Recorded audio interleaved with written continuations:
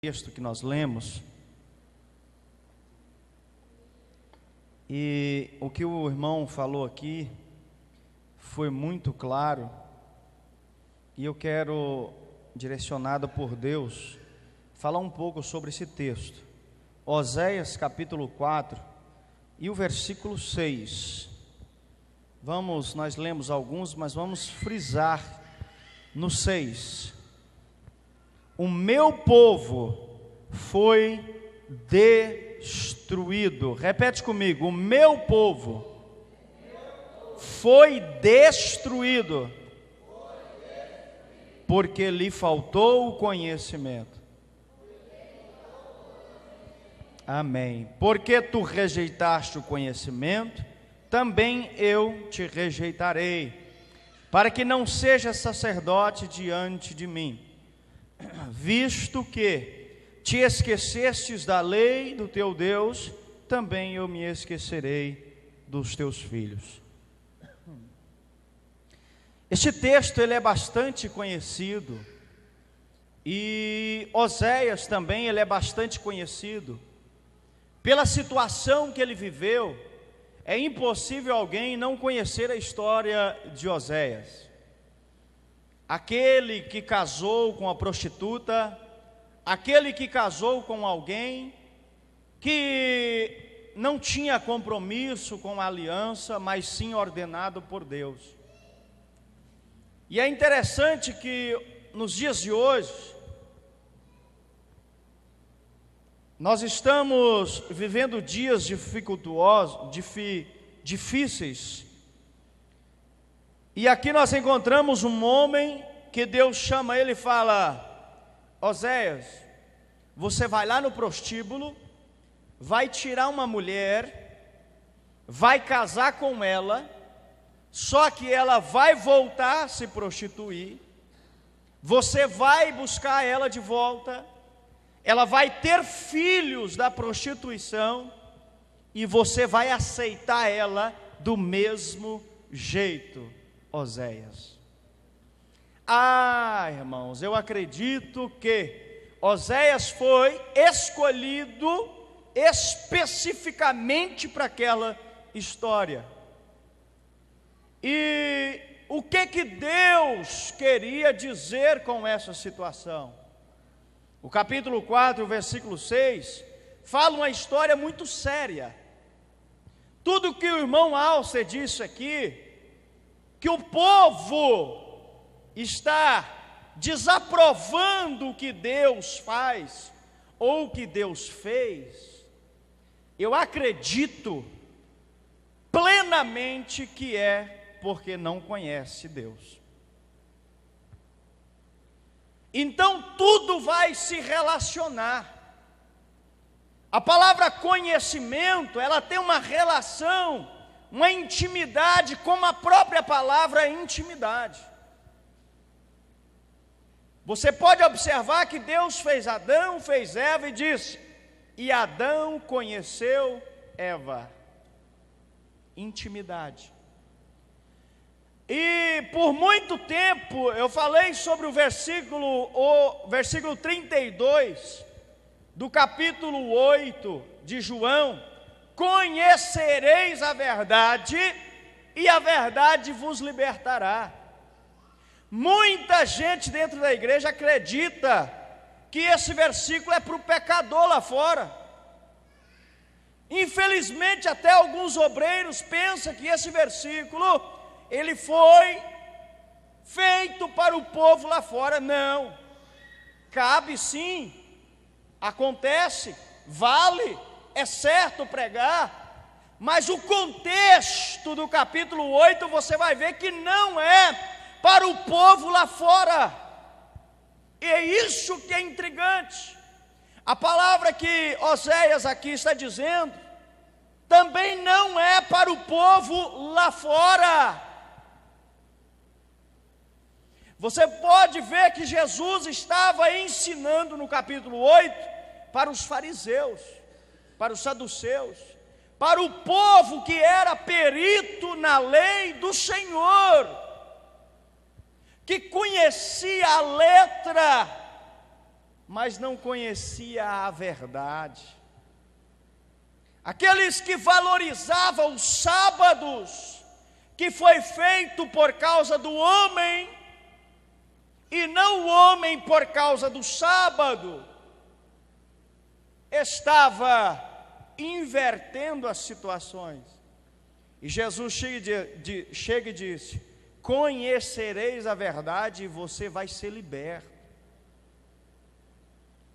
Irmãos, com tristeza no coração, eu falo para você que vamos deixar essa palavra uma quantidade boa dentro da igreja não conhecem a Deus, não sabem quem é Deus, ouviu falar de Deus, ouve falar nos cultos, pregadores pregam, mas não conhecem a Deus. A palavra conhecer está relacionado com intimidade. E aqui, se você vê, é um problema muito sério. Porque o profeta está afirmando que a destruição de Israel foi por falta de conhecimento de Deus. Não, espera aí. Pega essa palavra destruição, começa a pensar nela. Destruição, calamidade, falência.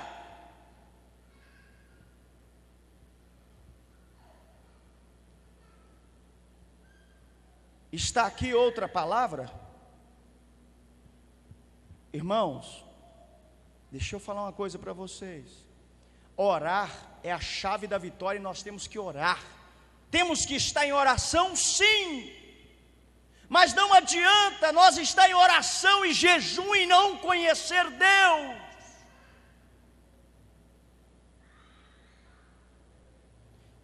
Não adianta. O apóstolo Pedro, na sua segunda carta, capítulo 3 e 18, diz: olha, crescei na graça e no conhecimento. É para crescer, é crescimento. Nós temos que crescer em oração, crescer em jejum, crescer em conhecimento de Deus. Porque se tiver só o conhecimento, vai se tornar um legalismo. E se tiver só a oração, o espiritual, vai se tornar fanatismo. Fanatismo e legalismo. Sem a graça, sem o jejum, sem a oração, nós se tornamos legalistas. Sem o conhecimento, fanáticos. As duas coisas têm que andar junto. Esdras, no capítulo 9, o povo sai do cativeiro e vem de volta para Jerusalém.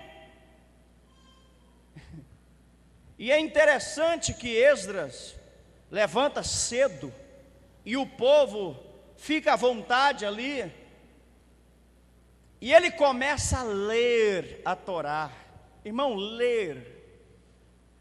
O povo havia muito tempo de cativeiro, sofreu, porque essa história aqui, ela é antes do cativeiro. Depois do cativeiro, o povo sofreu no cativeiro, o povo sentia saudade da palavra de Deus. Aí Esdras começa a ler. Depois você dá uma lidinha na sua casa.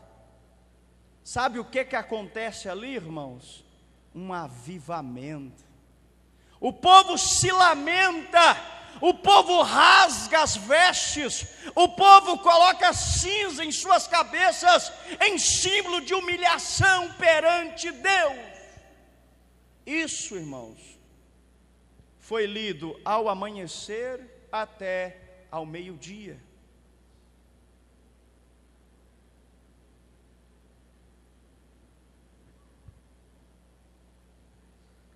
Irmãos, esse povo, olha como Deus tratou eles no capítulo 11.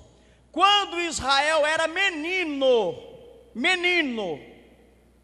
eu o amei, e do Egito chamei o meu filho.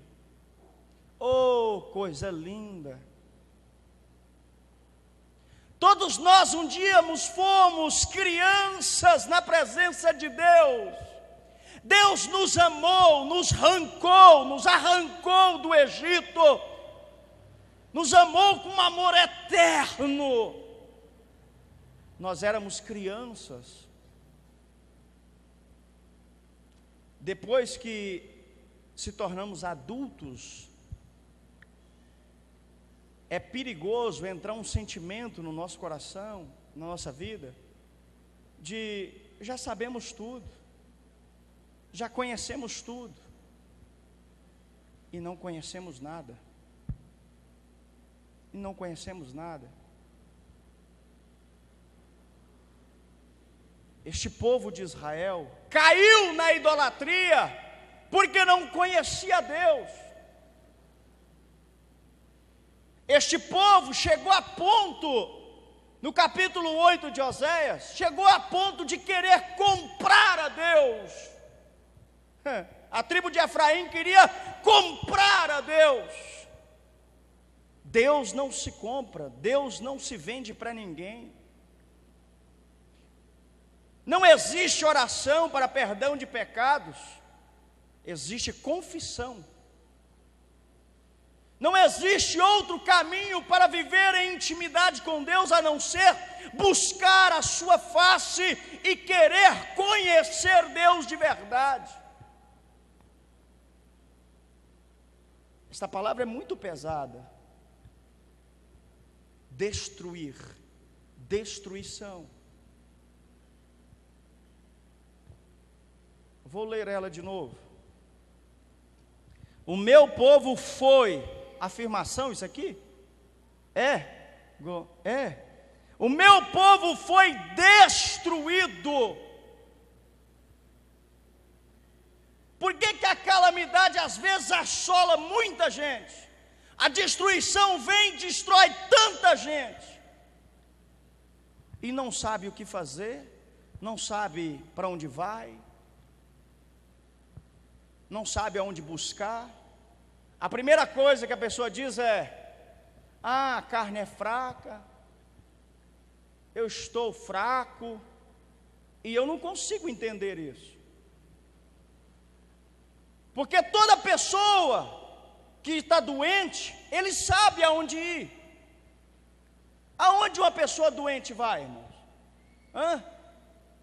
Se ela deu uma dor de cabeça, está muito forte, ela vai aonde?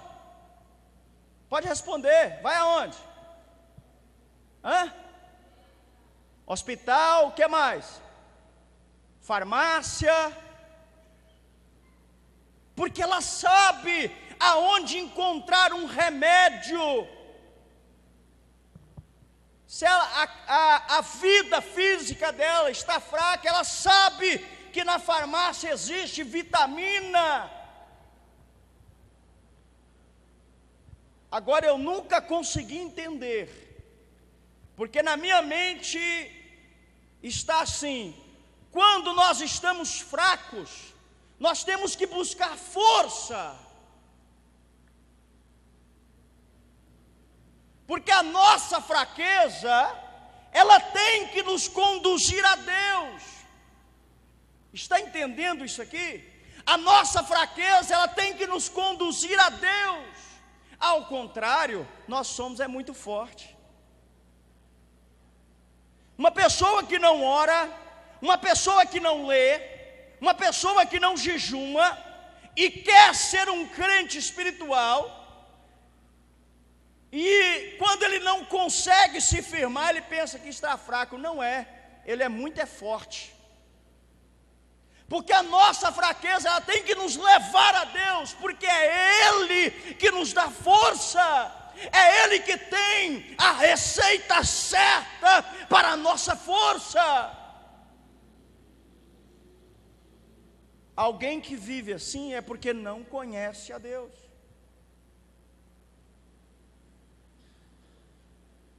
Tem horas que eu observo situações, eu falo, meu Deus, esse rapaz, ou essa moça, ou essa senhora é muito forte. Porque quando Moisés era perseguido pelo povo, ele corria para a tenda. Quando o povo desaprovava algo, ele corria para a tenda. Para onde estava o Senhor?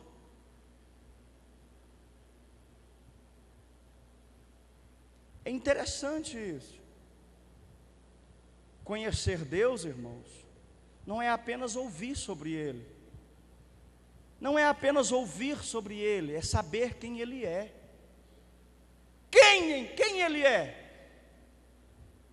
Quem é Deus? O que é o caráter de Deus? Quais são os atributos de Deus? Alguém sabe me dizer? Os 3 mais conhecidos que a igreja inteira sabe. Quais são os 3 atributos conhecidos que Deus tem? Que não reparte com ninguém. Alguém sabe? Vocês sabem, eu sei que vocês sabem. Onipotência, onisciência e onipresença. São os 3 mais conhecidos. E nós temos a boca cheia para falar. Deus é onipotente. Deus é onisciente, Deus é onipresente. Mas vamos conhecer o que é isso? Você quer conhecer o que é isso? Você quer saber o que é onipresente? Ou você quer só ouvir falar, Deus é onipresente? Então saiba de uma coisa, irmão. Esse atributo ele não reparte com ninguém. E se você conhece a Deus, irmão, você sabe que você nunca está sozinho. Você sabe que você nunca está sozinho. Mas sozinho, tanto nas dificuldades como nas horas que a vontade de pecar, a vontade de errar vem.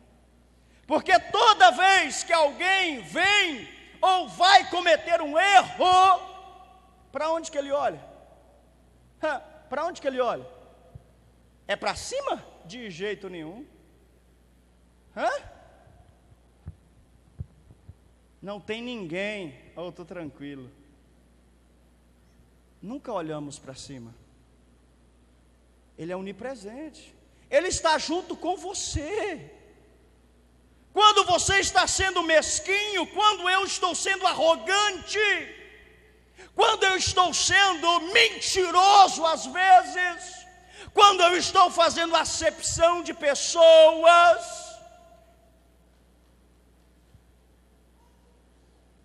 será que nós conhecemos a Deus, irmão?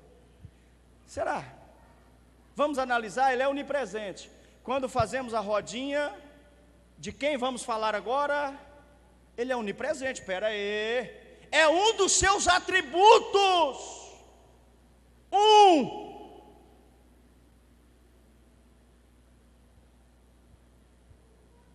Aí, quem conhece a Bíblia fala: amai a Deus sobre todas as coisas, com toda a sua força, com toda a sua inteligência, e amai ao próximo como a ti mesmo. Me perguntaram na aula de teologia agora, como que eu identificava um líder, ou alguém que lidera qualquer área.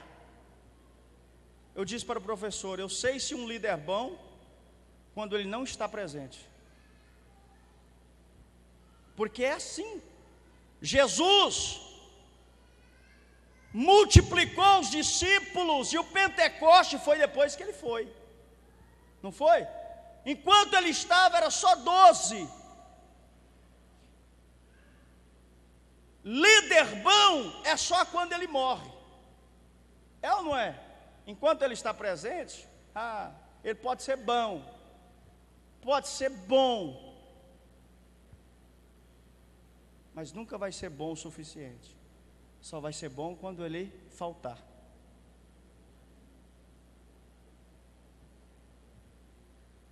Onipresença. Para imaginar isso, irmão. Para pensar. Mas tudo bem. Ele tem um atributo que chama-se onipotência. Você sabe o que é isso? Ele pode fazer acontecer, Ele faz acontecer, Ele causa, Ele tem todo o poder. É simples assim? Não é. Você já passou por situações que você está caminhando em certa direção e de repente não vai dar certo? Porque existe um governo, existe uma vontade soberana. Dentro das vontades de Deus existe duas, a permissiva e a soberana. A permissiva, você vai, Ele vai deixar. A soberana, Ele poda. Essa é soberana. Ele falou, não é não. Mas tudo bem, existe o terceiro atributo, onisciência. O que é onisciência, irmãos? Isso é impressionante. Ninguém jamais pode saber o que você está pensando agora. Se você está aprovando a palavra ou não, se você vai aprovar ou não, se você vai sair ali fora e vai murmurar ou não. Mas Deus sabe. Aí que é o interessante. Existe uma pesquisa que na mente do ser humano passa 10.000 pensamentos diários. Levanta a mão para mim aqui agora. Aquele que não pensou nada de errado hoje, levanta a mão. Que não pensou nada de errado. Levanta. Eu não tenho coragem. Eu sou o primeiro a dizer, eu não tenho coragem. Ninguém nunca pensou nada errado aqui hoje? Só pensamentos puros. Só pensamentos lindos, irmão. Só coisas maravilhosas. Já pensou se nós colocássemos um telão ali, eu vou pegar a minha pessoa primeiro. Aí eu vou pôr ali um CD, um DVD do meu dia, quer dizer, dos meus pensamentos e coração, dia. Quem é o primeiro a correr daqui? Sou eu mesmo. Você está entendendo o que é conhecer a Deus? Conhecer a Deus é saber que Ele está a par, ou quer dizer, Ele conhece e sabe tudo o que você está pensando, amado e amada. É tudo. Se pensou errado, pensou certo, é tudo. Os pensamentos mais promíscuos, mais homicídios que passam na cabeça do ser humano, Ele sabe. Será que conhecemos a Deus? Será? Faz essa pergunta. Porque quem conhece a Deus, irmãos, ele não está isento de pensar coisas erradas, mas automaticamente ele se corrige todas as horas. Ele luta, ele repreende, ele pede perdão. Ou qual de nós aqui nunca fomos assolados com pensamentos errados em momentos que ajoelhamos para orar? Eu sou ser humano, irmão. Antes de eu ser um líder, eu sou ser humano. Antes de você ser a irmã do ciclo de oração, você é mulher. Antes de você ser o irmão abençoado, fogo puro, você é homem. Você é jovem.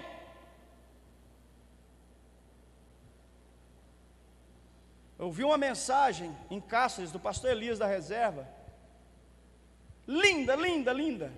Ele falou sobre sinceridade. A sinceridade não quer dizer que você nunca vai errar ou não erra. A sinceridade é quando alguém erra e é sincero, você pode esperar que ele vai voltar para te pedir perdão.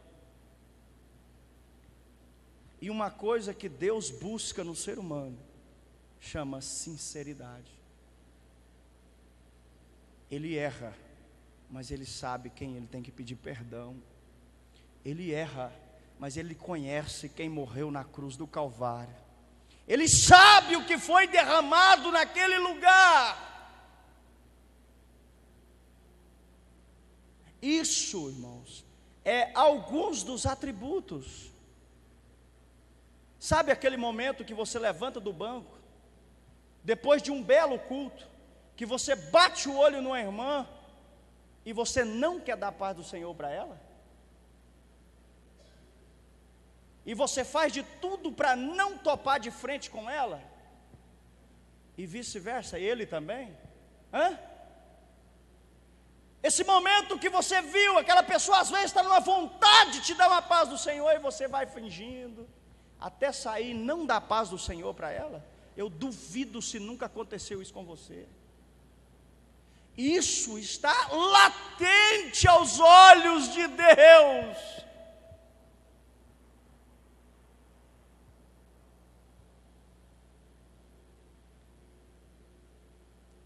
Nós conhecemos a Deus?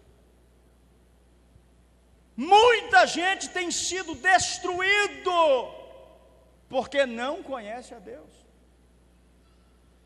Eu vou te dar 2 exemplos interessantes, acompanhando com o que o irmão Alsto disse. O que o diabo quer fazer nos últimos dias é fazer o homem acreditar que a obra de Deus não é boa. Isso é verdade. É acreditar que o que você faz para Deus não está certo. O que o pastor faz para Deus não está certo. E nós começamos a desaprovar tudo. E vai caindo, vai declinando. Eu conheço um homem na Bíblia Sagrada que tem horas que eu paro para pensar o que Deus viu nele. E depois eu enxergo o que Deus viu nele. Alguém já viu falar de Davi? Levanta a mão, quem já ouviu falar de Davi? Glória a Deus, todo mundo, né? Um dia eu fui analisar a história de Davi e a de Saul. Saul, um homem alto, belo, guerreiro, escolhido pelo povo. Um homem que não conhecia a Deus. Um homem que não tinha intimidade com Deus. Aí eu fui olhar para Davi. Por que Davi não perdeu o trono e Saul perdeu? Raciocina comigo aqui, irmãos, isso é sério. Isso é sério. O que Saul fez que perdeu o trono a ponto de Deus falar: Samuel, você ainda tem dó? Eu já rejeitei. Isso é muito forte, irmão. Isso é muito forte. Ouvir de Deus que tem visto meu servo Jó, foge, isso é gostoso. Mas ouvir de Deus que foi rejeitado, é pesado, irmãos. Alguém ser rejeitado por Deus. E o que Davi fez que não perdeu o trono? Ah, tá. Saul tinha que guerrear e precisava oferecer um sacrifício. Ele foi ungido a rei e Samuel disse: não oferece enquanto eu não chegar. Saul esperou, não chegou, ele foi e ofereceu. Logo que ele ofereceu o sacrifício, Samuel chegou. Já foi desaprovado. Ele era ungido a rei. não a sacerdote. Ele não era permitido a oferecer sacrifício, e existia uma ordem: me espere. Tudo bem. Agora existe outro erro. 2. Samuel disse: olha, agora vocês vão lá, vocês vão guerrear e vai matar todos os amalequitas. Porque quando o meu povo estava vindo para a terra, este povo bateu de frente com o meu povo. Não deixa nada, não poupa nada. Está entendendo, igreja? Não poupa nada. A ordem de Deus. Saul foi lá, matou o povo, poupou Agag e o rebanho gordo. Aí agora vai colar com o que o irmão pregou. A ideia de Saul. O que é um princípio de Deus? Princípio de Deus é uma ordem direta de Deus. Direta. Quando alguém quebra um princípio de Deus, ele não quebra contra o homem, ele quebra contra Deus. Quando Saul não esperou Samuel, e quando Saul poupou o gado gordo e o rei, automaticamente, sabe o que ele quis dizer, irmão? Deus não sabe o que faz. Está entendendo? Eu sei o que eu faço. Vou poupar o gado gordo para o povo, mas Deus mandou matar. Ele vai direto ao trono e diz: Deus, o Senhor não sabe o que faz. Quebra um princípio de Deus. Todas as vezes que alguém, irmãos, ele luta contra um líder, ele bate contra um líder, ele fala do líder, ele persegue o líder, ele quebra um princípio de Deus, e automaticamente ele diz: Deus, para que o Senhor foi pôr esse rapaz para pastorear? O Senhor não sabe o que faz, eu conheço ele, eu sei quem ele é. Isso é isso, é isso, é isso. Automaticamente a pessoa está dizendo: oh Deus, se eu fosse o Senhor, eu sabia o que fazia. Isso é sério, irmãos. Isso é sério. Foi rejeitado, perdeu o trono. Agora vamos para Davi. Davi, guerreiro, forte, venceu batalhas. De repente, 2 Samuel capítulo 11, existe a história do fracasso de Davi. A época que ele era para ir para a guerra, ele não foi. Ficou dormindo, ficou olhando coisas que não devia, não conseguiu suportar, pecou, matou o marido da mulher. Resumindo, quebrou os 10 mandamentos. Quebrou os 10 mandamentos. Pecou muito mais do que Saul. Errou mais, em quantidade maior. Olha o que esse homem fez: pega uma carta de morte e põe na mão do condenado, sem ele saber.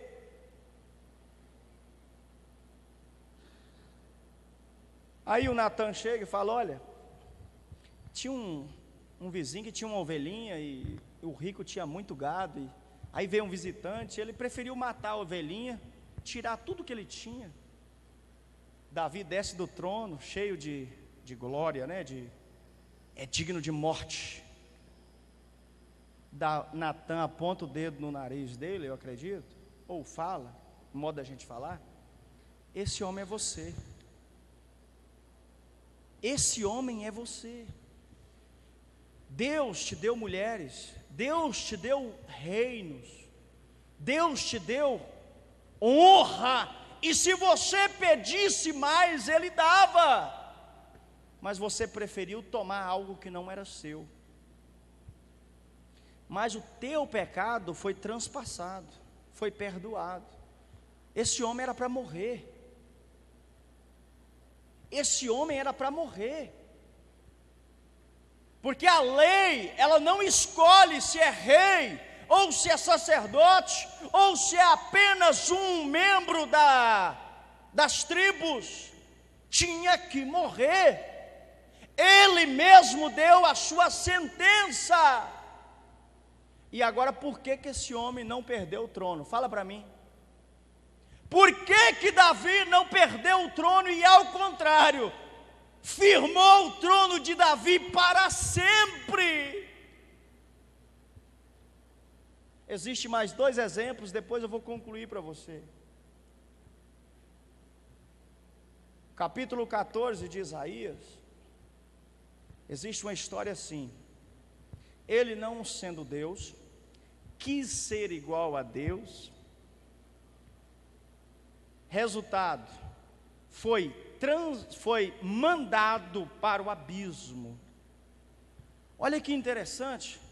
Não sendo Deus, quis ser igual a Deus. Resultado, abismo. Agora vamos para Filipenses 2:6 em diante. Ele, sendo Deus, não usurpou a ser igual a Deus, aniquilou a si mesmo, a ponto de ir até a cruz, morte de cruz. Qual foi o resultado dele? Acima de todos os céus, de todos os nomes, à destra de Deus. O que é isso? Por que Davi não perdeu o trono? Está prestando atenção, irmãos? Por que Davi não perdeu o trono? Por que Jesus foi exaltado às alturas? Davi sabia quem era Deus. Davi sabia quem era Deus. E sabe aonde ele conheceu Deus? Foi no palácio, irmãos, que Davi teve conhecimento de Deus. Foi no palácio? Ou foi no campo? Ou foi cuidando de ovelhas? Ou foi pegando leões, urso pela barba e matando? Ou foi enfrentando um Golias?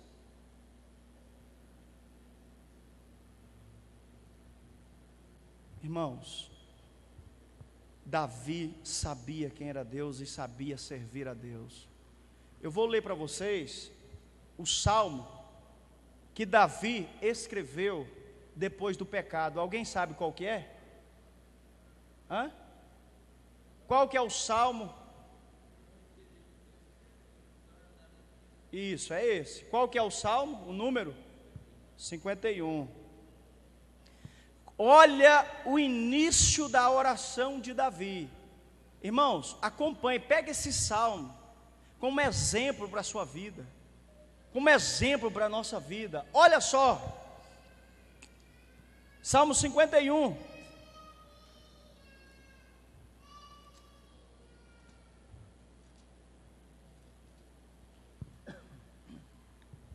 Tem misericórdia de mim, ó Deus, segundo a tua benignidade. Apaga as minhas transgressões, segundo a multidão das tuas misericórdias. Lava-me completamente da minha iniquidade e purifica-me do meu pecado. Olha como que é a oração deste homem. Essa palavra lava-me, irmãos, ela, no original hebraico, ela tem a ver com bater roupa. Alguma das irmãs aqui algum dia bateu roupa no batedor? Já, irmã? Para tirar o quê? Sujeira. Ele não queria apenas um banho de chuveiro. Ele queria, por mais que fosse surrado, mas ele queria que isso saísse da vida dele. Olha a sinceridade deste homem. Olha só a sinceridade deste homem. As irmãs já fez muito isso, né? Eu fui criado com meus avós, lá fazia a tal da diquada, punha quará as roupas, batia no batedor, lavava na bica, Minas Gerais é desse jeito. Olha só, porque eu conheço as minhas transgressões, e o meu pecado está sempre diante de mim.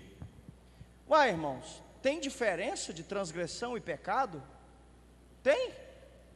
O que é uma transgressão? O que é um pecado? Todo dia nós transgride ou nós peca? Todos os dias o homem peca, o ser humano peca. Mas o interessante é que nós temos que reconhecer.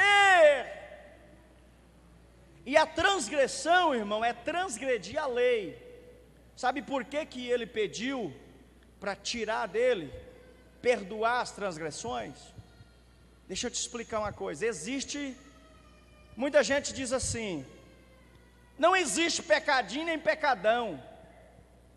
Não existe, né, irmãos? Não existe. Mas existe diferença de pecado, sim.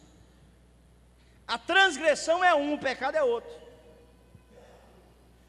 Um exemplo: quando você comete um ato na mente de adultério, é igual o ato, irmãos? De jeito nenhum. Naquela época, quem transgredia a lei, quem cometia o adultério no ato, era o quê? Alguém sabe? Apedrejado, porque ele transgrediu a lei. Davi sabia disso, ele era merecedor de apedrejamento.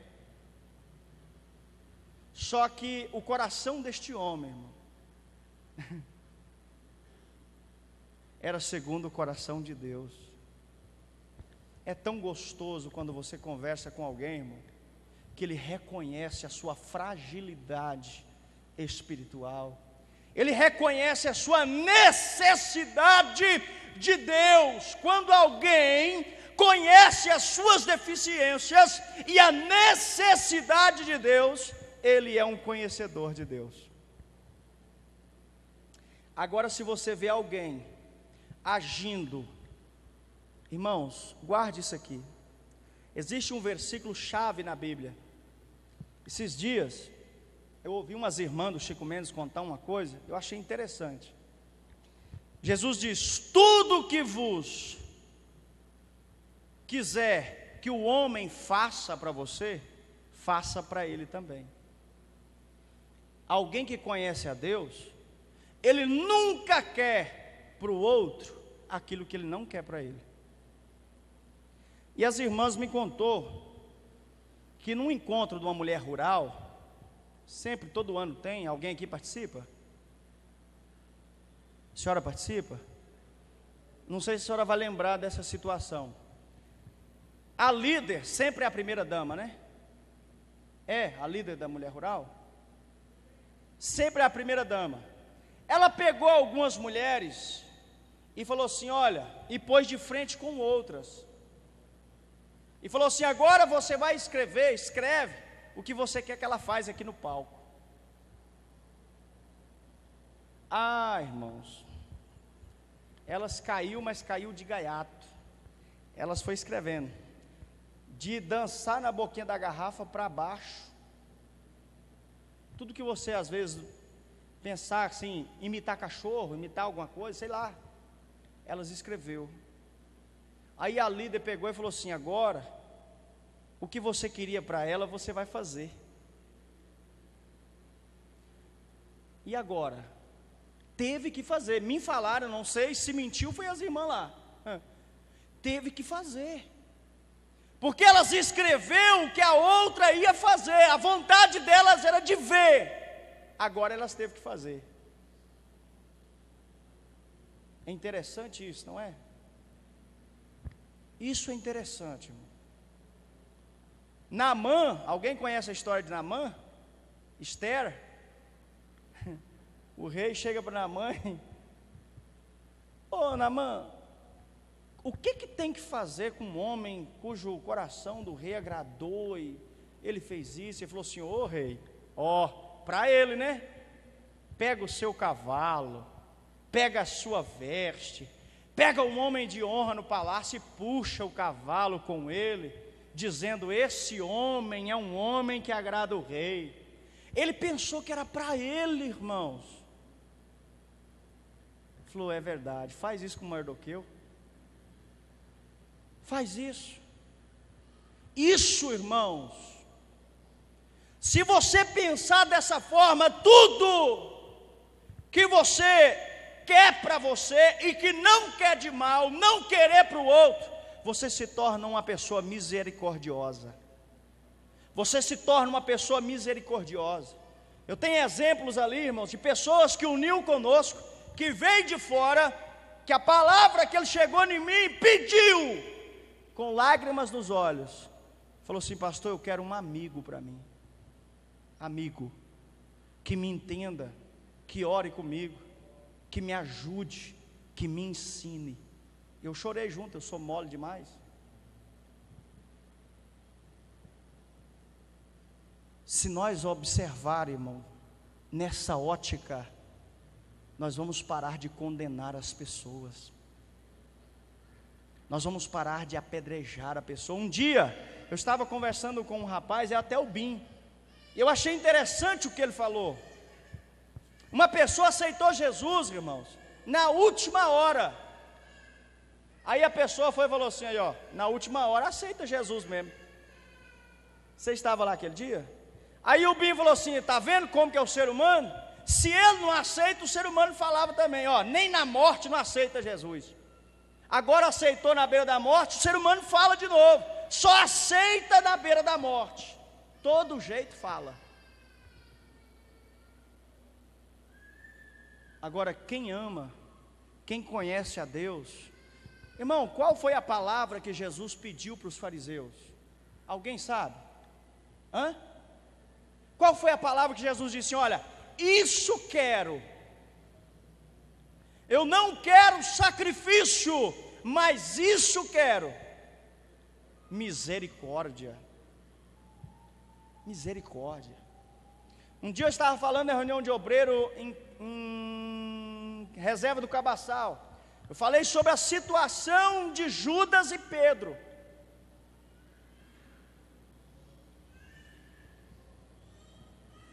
Quem era para ser o traidor não era Judas, era Pedro. Pedro. Você pode observar que alguns dias, ou 2 dias, ou 1 dia antes, o diabo pediu Pedro para se ir andar com ele. Mas Jesus não permitiu. Não permitiu. Judas vinha roubando a bolsa há muito tempo. Judas teve a oportunidade, não quis, e o diabo já se irandou com a vida dele. Só que depois da morte e ressurreição de Cristo, Pedro toma a palavra sem a ordem de Cristo, anuncia a desgraça de Judas, o fracasso de Judas, e coloca um no lugar chamado Matias sem a ordem de Deus. Deus não ordenou, Deus não respondeu, eles teve que jogar o purim, o tumim, teve que jogar sorte, teve que votar. Deus só respondeu depois do Pentecoste. Aí o Espírito apartava o obreiro, aí o Espírito abençoava a igreja, aí o Espírito fazia grandes coisas. Só que Pedro só foi transformado depois do Pentecoste. Ele teria que ser a última pessoa a anunciar o fracasso de Judas. Um dia o meu pastor, José Pinheiro, nós estávamos numa conversa, e ele falou uma coisa para mim, e eu nunca esqueci, nunca. O fracasso de muitos obreiros é perseguir o fracasso de outros. Aquilo, irmão, foi muito forte. Alguém fracassou, errou, caiu, não é motivo de nós ficar anunciando o fracasso dele. É motivo de nós pedir misericórdia e sempre se colocar no lugar dele. Poderia ser eu, poderia ser você. Isso é exercer misericórdia. Quando alguém cai, poderia ser você. Quando alguém erra, poderia ser você. Quando alguém falhou, poderia ser você, poderia ser eu. Eu acredito que não existe super-homens e nem mulher maravilhas. Eu acredito que existem seres humanos que precisam da graça, do amor, da força, do poder de Deus. É isso que eu acredito. E uma coisa, vou retornar em uma coisa que eu quero te convidar a conhecer Deus. Existem tantos trabalhos na igreja, muitos, em muitas denominações. É tantos trabalhos, mas existe 2 trabalhos que são desvalorizados. 2. Guarde isso. Pode observar, contra fatos não há argumento. Casal, família e liderança são desvalorizados dentro da igreja. O índice de divórcio é muito alto. Tem crianças aqui, senão ia falar coisas pesadas aqui. O que acontece em muitos casais e não tem orientação bíblica. E também não tem ensino de liderança. Culto de terça-feira, todo mundo sabe que é ensino, e a quantidade é pouca. Os que vêm, aprendem. Todas as igrejas, assembleia, terça-feira é ensino. Isso é maravilhoso. Isso é maravilhoso. Mas o que existe de líderes fracassados, porque não teve orientação, contra fatos não há argumento, irmão. Pode procurar onde você quiser, porque não teve orientação, não é brincadeira. E o que existe de divórcio e casal que sai daqui, irmãos, chega em casa, não dorme junto não. Não tem vida de casal não. Não tem não. Aqui dentro é paz do Senhor, manter uma vida social e religiosa dentro da igreja, mas em casa não existe casamentos. Eu ouvi uma história esses dias, na nossa região. O irmão fez amizade com um dirigente, e um dia ele chegou bem de manhã para tomar o café. Ele era acostumado, a porta estava meio aberta, ele abriu, o colchãozinho do irmão estava lá, e ele estava deitado na cozinha. Na cozinha. E eu ouvi, não sei que pastor que falou isso, um pastor, não sei se foi o pastor Pinheiro, se foi outro pastor, que quando um casal sai, ou um dos casais sai da cama, o diabo deita junto. Às vezes não pode ser verdade, mas o significado é, não deve dormir separado, não deve, não é bom. Não é. E há uma resistência muito grande contra o ensino para casais. E há uma deficiência muito grande nesta área.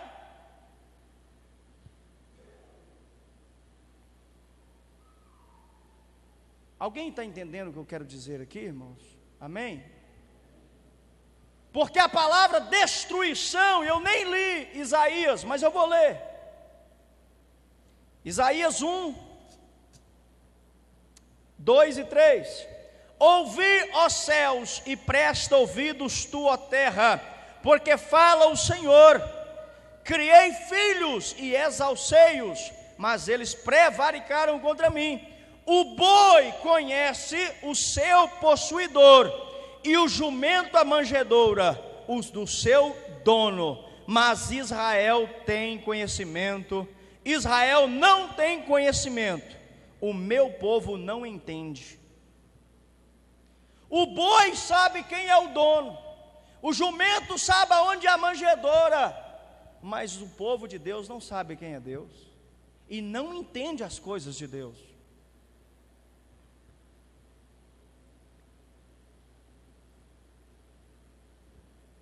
Irmãos, leia a Bíblia, pede orientação a Deus, procura conhecer Deus, procure fazer algum estudo, igual aqui na igreja está tendo teologia. Irmão, há uma ignorância tão grande na área da teologia. Teologia é conhecer Deus, não é, irmão Raimundo? Irmão Raimundo está fazendo, mas fazer medicina é maravilhoso, fazer farmácia, opa! Fazer psicologia, que alguns não suportam, piorou filosofia, mas teologia, a própria igreja resiste, não, e carrega a teologia na mão. Ou você acha que isso aqui veio de paraquedas?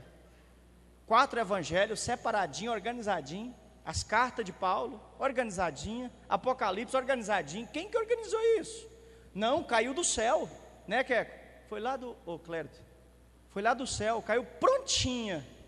Não teve ninguém que organizou a Bíblia. Deus fez lá no céu e mandou para o povo. Foi assim, irmão? Isso é ignorância, irmão. Me perdoe os que estão pensando dessa forma. Mas quando você abre a Bíblia, Mateus, Marcos, Lucas e João, porque existiu alguém que fez isso, teólogo. Quando você abre a Bíblia Sagrada, está Gênesis, Êxodo, Levítico, Número, Deuteronômio, porque teve alguém que organizou. Existe o evangelho de Tobias, existe o evangelho de Pedro, existe o evangelho de Tomé, existe os apócrifos, 1º, 2º Macabeu, Ruth, que não está na nossa Bíblia. Por quê?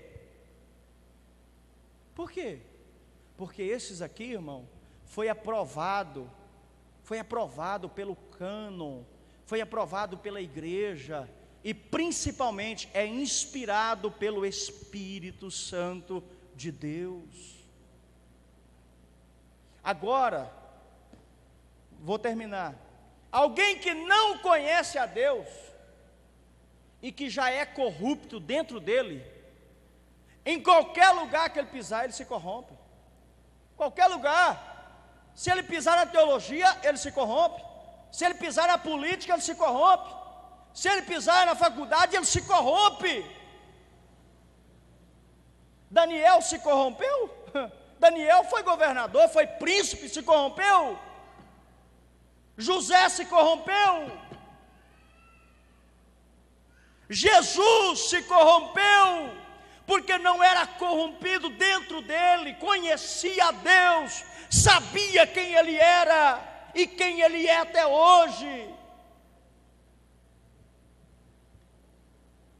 Conhecer a Deus, irmãos, não é só ouvir falar dele, é saber o que ele está fazendo. O que ele está fazendo na sua vida? O que ele tem feito na sua vida? Não, espera aí, faz uma retrospectiva. Você saiu do Egito, do mundo, gente fica doente do seu lado, gente morre do seu lado esquerdo, é acidente para cá, é tiro para cá, é peste para cá, e nós estamos aqui. Ué, mas será que não tem nenhum versículo bíblico cumprindo, irmão?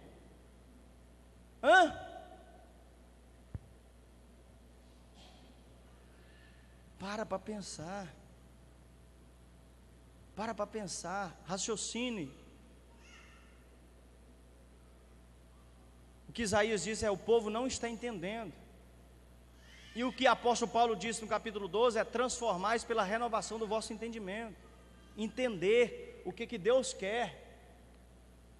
Uns se matam no jejum 20 dias e não conhece Bíblia. 30 dias, não conhece Bíblia. De repente, a bagaceira está feita. Uns se arrebenta na Bíblia e deixa a oração de lado. Logo, logo você vai ver. O que é heresia? Heresia é um pensamento independente. Não, isso aqui está escrito, mas não é dessa forma não. É desse jeito, desse jeito, desse jeito, desse jeito.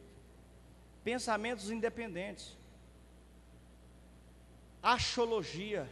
ideologia humana.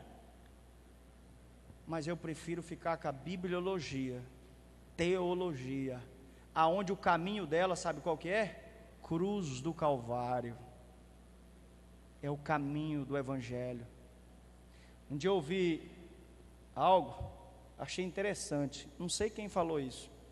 Antes era protestante, depois passou para o crente, agora passou para o evangélico, agora mudou tudo, agora é gospel. Eu não sei quem falou isso, e vai mudando. Aí eu ouvi um rapaz, eu acho que até o Alcio falou: nós somos pentecostais e não neopentecostal. Aí eu perguntei para o Alcio: o que é neopentecostal? Aí ele me explicou, ele falou assim: novo Pentecoste. Quer dizer, o Pentecoste não satisfaz mais o homem, ele tem que inventar algo novo, além daquilo que é sólido. Algo novo. A palavra já não mais satisfaz.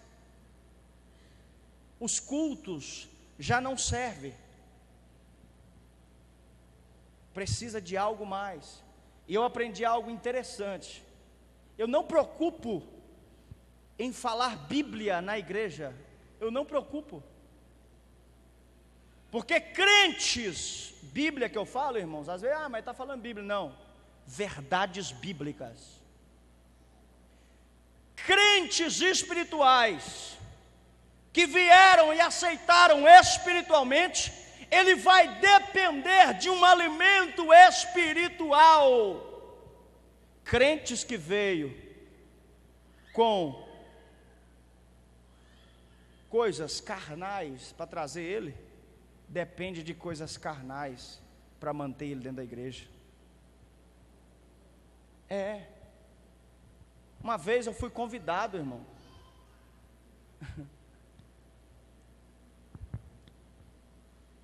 para ir para um culto de jovem,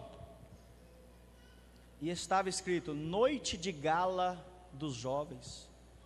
O irmão Júlio foi? Não vou não, irmão. Pode me chamar do jeito que quiser, não vou não. E o líder falou assim: olha, você que não tem uma parceira, não tem um parceiro, lá você pode ser abençoado. Lá Deus pode mostrar para você a escolhida. Depois eu fiquei sabendo, luzes, hinos de dance. Irmão, faça-me o favor, irmão. Vamos conhecer Bíblia. Sabe o que é isso, irmão? É o que eu acabei de falar. Vieram de forma carnal.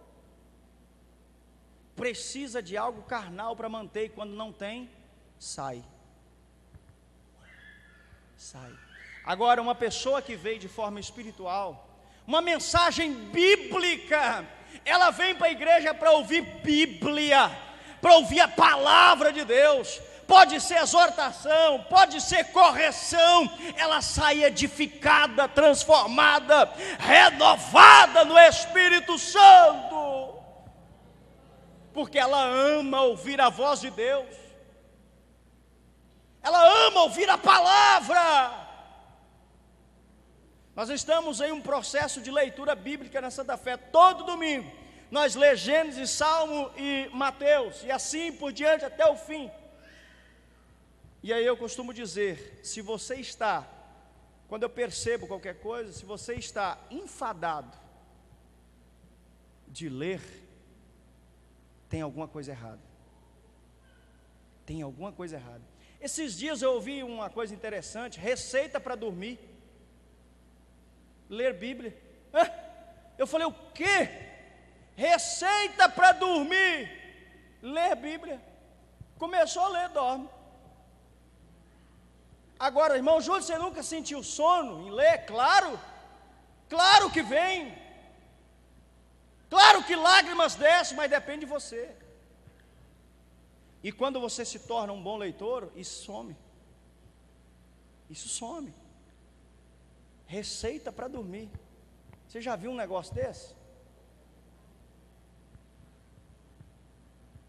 Outras receitas para dormir é ajoelhar para orar, mas dorme na hora.